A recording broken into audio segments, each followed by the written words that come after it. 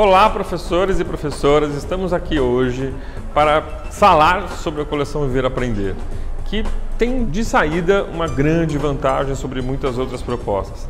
Ela já tem mais de 10 anos de estrada e tem um objetivo muito específico, que é fazer uma coleção que tenha significado para jovens e adultos. Não se trata de adaptar de um outro conteúdo ou de aproveitar conhecimentos de escolas para adolescentes e crianças. A ideia é pensar o que é realmente importante para os adultos, o que eles precisam aprender, como eles aprendem. É por isso que nós selecionamos uma equipe de pessoas que estivessem dispostas a simplesmente pensar juntos conosco para criar uma coleção que fosse de fato uma coleção para jovens e adultos. A coleção Viver Aprender está organizada desde o processo de alfabetização até o ensino médio. Um total de 11 volumes em que nós oferecemos a possibilidade de uma pessoa se alfabetizar, ter um material de apoio pós-alfabetização e depois ter a possibilidade de avançar nos seus estudos até a conclusão da educação básica. Que ele possa eventualmente, quem sabe, até ir para a universidade, para que ele possa pensar no mercado de trabalho, para que ele possa, de fato, como cidadão, ter avanços significativos na sua vida pessoal. Como relacionar esta obra com o mundo do trabalho? Como fazer com que a quantidade enorme de conteúdos que em geral se oferece ao ensino médio se torne possível como um trabalho adequado para jovens e adultos no contexto da EJA? Reunindo vários autores, especialistas nas áreas, a primeira decisão que tomamos é que não se trataria de um material por disciplinas, mas sim por áreas de conhecimento. Tal qual hoje, todas as indicações que se fazem para o ensino médio defendem. Inclusive o próprio Enem, hoje, tem uma organização por áreas de conhecimento.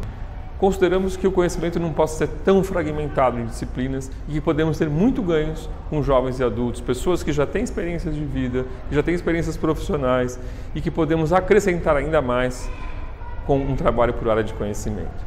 Por isso, a coleção tem 3 volumes. Uma que se chama Linguagens e Culturas, que está relacionada à área de linguagens. Um outro volume que se chama Ciência, Transformação e Cotidiano, da área de Ciências da Natureza. E um terceiro volume chamado Tempo, Espaço e Cultura, da área de Ciências Humanas. É importante lembrar ainda, no caso do ensino médio, que temos um único livro e não um livro para cada período. Para todo o ensino médio na EJA, temos um único livro para a área de conhecimento. E é por isso que, quando observamos o índice, ele está organizado em 3 etapas, em 3 blocos de temas e conteúdos para o ensino médio. Podemos observar também que, apesar de ser um trabalho por área de conhecimento, existem algumas cores indicando que este capítulo foi conduzido mais pela disciplina de História, ou mais Geografia, mais Sociologia ou mais Filosofia. O que existem são temas, temos um tema riquezas e pobrezas, e todas as áreas de conhecimento vão se relacionar diretamente com esse tema.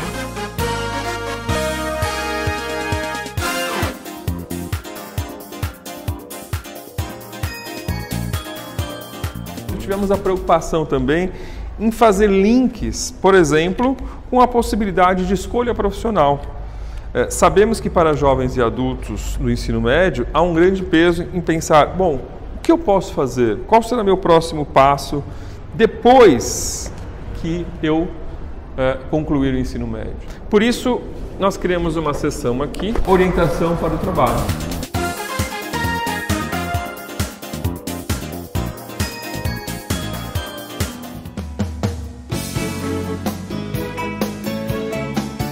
Para cada capítulo da coleção de ensino médio, encontramos nas orientações para o professor indicações específicas sobre objetivos que tem aquele capítulo, comentários sobre cada uma das atividades, possíveis respostas e sugestões de atividades complementares que podem ser ainda utilizadas pelo professor. Vamos ouvir agora autores da coleção de ensino médio que vão explicitar ainda mais os objetivos de cada uma das áreas e também dar indicações de como essa coleção pode ser melhor utilizada em sala de aula. A ciência da natureza uma parte do conjunto complexo demais que é o conhecimento humano. Isso inclui conhecimento sobre a física, química, biologia, geociências, né?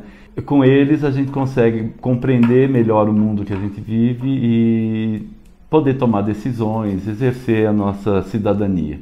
Na obra, a gente considerou 3 grandes temas: energia e consumo, ambiente e saúde e ciência e produção. Esses 3 temas, eles são, além de essenciais para a área de ciências, eles são muito interligados, não só na própria ciência, mas com outras áreas do conhecimento. Eles propiciam que a gente faça assim, um recorte, uma visão mais sistêmica do conhecimento, né?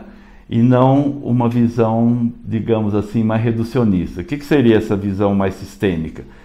Ela considera que o todo não é uma simples soma de partes, né? O todo ele é muito mais resultado da interação das partes do que da soma, né? Um exemplo, um automóvel. Um automóvel não vai funcionar se eu amontoar as peças de qualquer jeito.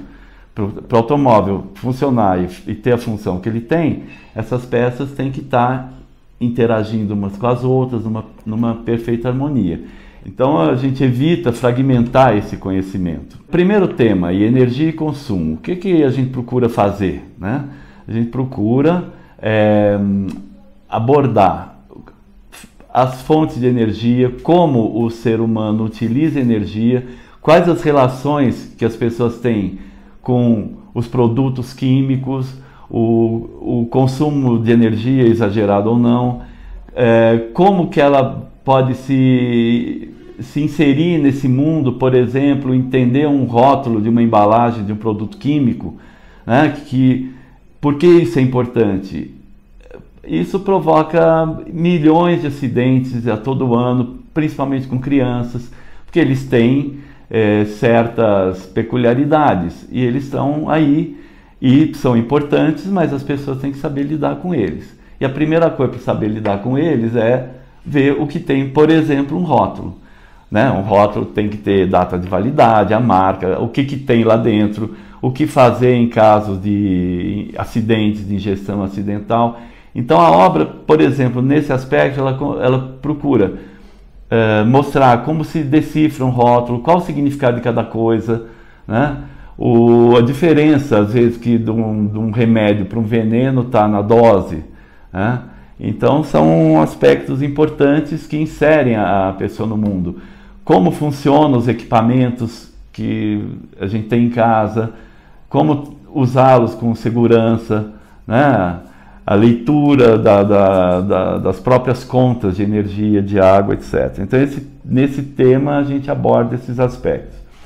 O tema ambiente e saúde, que é o segundo, ele procura abordar as implicações socioeconômicas e ambientais do uso de materiais de energia. Quer dizer, a gente usa os materiais, né? Para isso a gente tem que fazer uma intervenção no ambiente, porque eles vêm de algum lugar, a gente devolve esse material para o ambiente. Quer dizer, como equilibrar esse consumo com a preservação do ambiente. Então isso depende também do conhecimento, de como eu uso, de como eu descarto, essas coisas todas. Nesse ambiente de saúde, a gente não esquece também que a nossa visão de ambiente é mais ampla do que o ambiente físico e natural, né? O ambiente do trabalho faz parte do ambiente, a casa faz parte do ambiente. E a saúde também, não é só a saúde física, a saúde é vista do ponto de vista da saúde mental, física, social, que é só assim que o indivíduo tem plena saúde. Então esse bloco inclui também aspectos sobre a saúde do trabalhador. Doenças profissionais como o hidrargirismo, saturnismo, então isso tudo é abordado na obra e sempre de uma forma interligada, né? A física, por exemplo, trabalha com radiações, a biologia com nutrição, a química com as transformações químicas, né? Então isso é muito importante para que a gente vai naquele contexto amplo de poder exercer plenamente a cidadania. Por último, o tema ciência e produção, ele aborda a evolução do conhecimento científico, entre outras coisas, né? Os sistemas produtivos. Qual foi o papel de algumas invenções que mudaram a vida do ser humano, que foram marcos, né? Então, às vezes, não parece, mas a descoberta do fósforo, da caixa de fósforo, quanto que isso mudou? A descoberta de medicamentos, a gente aborda também química na farmácia, né? O código dos medicamentos, que são essas faixas, por que mesmo um medicamento sem tarja é perigoso, né? Por que ele torna muito perigosa também a automedicação? Então, para isso a gente usa uma série de recursos, né? Textos, imagens, atividades que vão desde propostas de pesquisa, atividades experimentais também, que em alguns casos elas podem ser feitas com material muito simples e são importantíssimas para a gente desenvolver alguns conceitos que são, digamos assim, estruturadores. Por exemplo, não tem como desenvolver um conceito de transformação química se ele não vê uma transformação química.